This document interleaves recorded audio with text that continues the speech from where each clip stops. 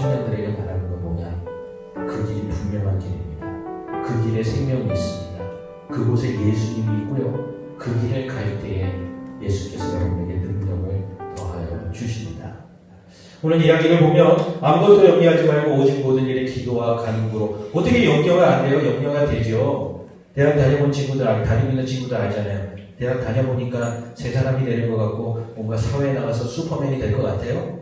전혀 안 그래요. 오히려 좌절감만 찾아와요. 자, 직장 다니는 친구들, 난 대학을 잘 졸업하고 군대도 갔다 오고 이제 뭔가 새 길을 구할 것 같은 그런 기분이 드나요? 전혀 아니죠. 거기 이제 가야 되는데 가기도 전부터 그런 소리 해서 미안하지만 군대를 제대하고 또 대학을 좋은 학점으로 졸업을 하고 그러고 나도 우리에게 능력이 없다라는 사실을 발견하게 됩니다. 왜요? 세상의 규칙은 더 높은 곳으로 가라고 얘기하기 때문이죠. 그러나 예수님께서는 더 낮은 곳으로 임하셨다는 거예요. 말씀이 육신이 되어 우리 가운데 거하시니 그때서야 우리가 그 영광을 보게 된다라고 이야기합니다. 십자가를 지나야 부활의 사건을 체험하게 되는 거죠. 그렇다면 우리는 대학생활 대충 해도 되고 직장생활 대충 해도 되고 교회에 가서 할렐루야 아멘만 하면 될까요? 아니에요. 예수께서 하늘 보좌를 버리시고 이 땅 가운데 오신 그 모습을 잘 기억하실 필요가 있다라는 겁니다. 우리가 더 높은 곳을 향하여 나아가는 이유들은 뭐냐? 그곳에 군림하기 위함이 아니라는 거예요. 더 낮은 자의 마음으로 그들에게 복음을 증거하기 위해서 삶의 목표를 삼고 가라는 거죠.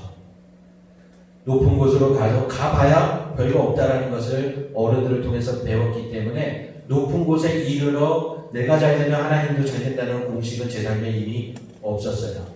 뒤집었어요. 잘 되는 건 세상 사람들이 보는 관점이잖아요. 그 자리에 가서 이것이 아니라고 외쳐야 되는 거예요.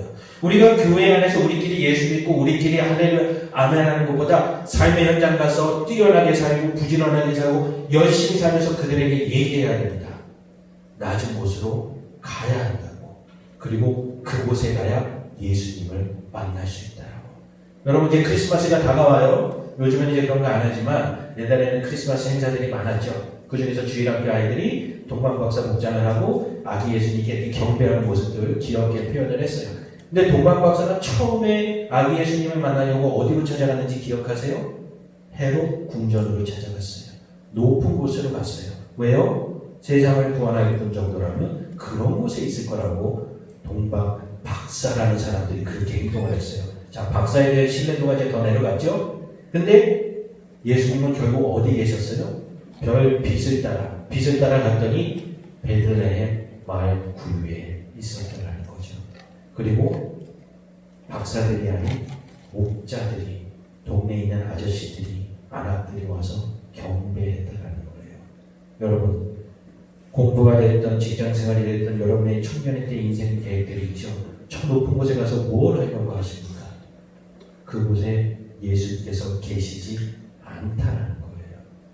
낮은 곳으로 가기 위하여 예수께서 육신의 옷을 입고 이 땅 가운데 오신 그 모습을 닮아가기 위하여 살아간다면 여러분의 학업, 여러분의 직장생활, 심지어 여러분이 곤란 가운데 있어서 취업을 준비하고 있고 진학을 준비하고 있고 삶의 과도기 속에서 아무것도 내세울 수 없는 그 현장이라 할지라도 하나님은 우리를 기뻐 사용하시다는 걸 여러분 꼭 기억하셨으면 좋겠습니다.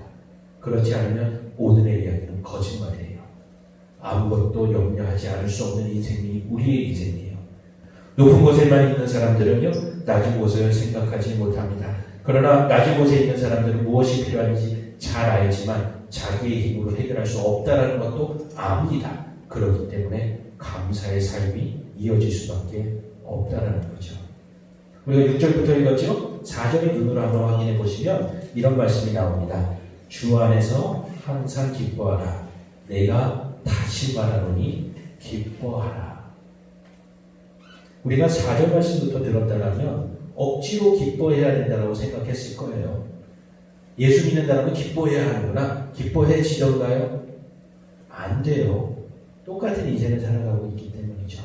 제가 이번 주에 혼자 또 사무실에서 말씀 준비하다고 울었는데요. 왜냐하면 갑자기 이메일 하나가 딱 떴어요.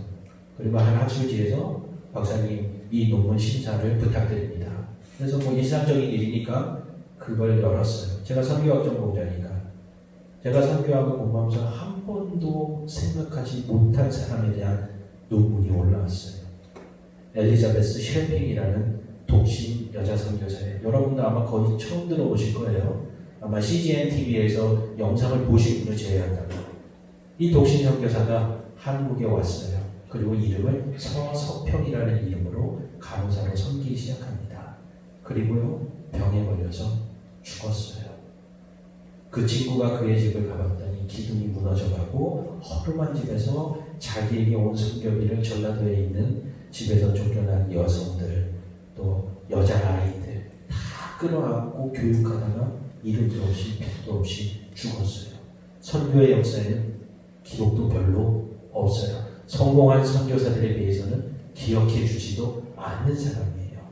그런데요, 서석평 선교사님이 그렇게 이름도 없이 빛도 없이 정말 우리가 주목할 만한 큰 업적도 없이 그녀가 그 자리에서 숨져갔던 하나님의 말씀이 무엇이었느냐? Not success, but service. 성공을 위한 것이 아니라 섬기기 위함이다 하고 정말 우리가 기억하지 못하는 이 땅에서 피 흘려 죽어갔다는 거죠. 그런 사람이 세례요한보다 하나님 나라에서는 더 큰 사람이라고 예수께서는 단호하게 말씀하고 있다는 거죠. 여러분 학생이시면 공부 최선을 다하십시오. 왜? 낮은 곳으로 가기 위함입니다. 직장생활 하시는 분 직장에서 가장 업무성과 고과점수 잘 받고 승진 빨리 하시고 가장 좋은 모습으로 직장생활 하세요. 왜요? 낮은 곳으로 가기 위함입니다. 염려하지 않고 감사함으로 그 길을 걸어갔기 때문이에요. 청년들에게 말하는 건 뭐냐? 그 길이 분명한 길입니다. 그 길에 생명이 있습니다. 그곳에 예수님이 있고요. 그 길을 갈 때에 예수께서 여러분에게 능력을 더하여 주십니다. 한 해를 마무리하는 이 시점에 아무것도 염려하지 말라는 것은 신앙의 율법이 아니라 정말 내 삶에 예수께서 함께 하시기 때문에 염려할 이유가 없고 예수께서 낮은 곳에 계시기 때문에 우리는 그곳으로 당연히 갑니다. 힘들 겁니다. 눈물 날 겁니다. 그러나 예수께서 함께 울어주실 거고 예수께서 우리의 어깨 만져주실 거고 그곳에서 예수께서 우리와 함께 부활을 소망하게 해주실 겁니다.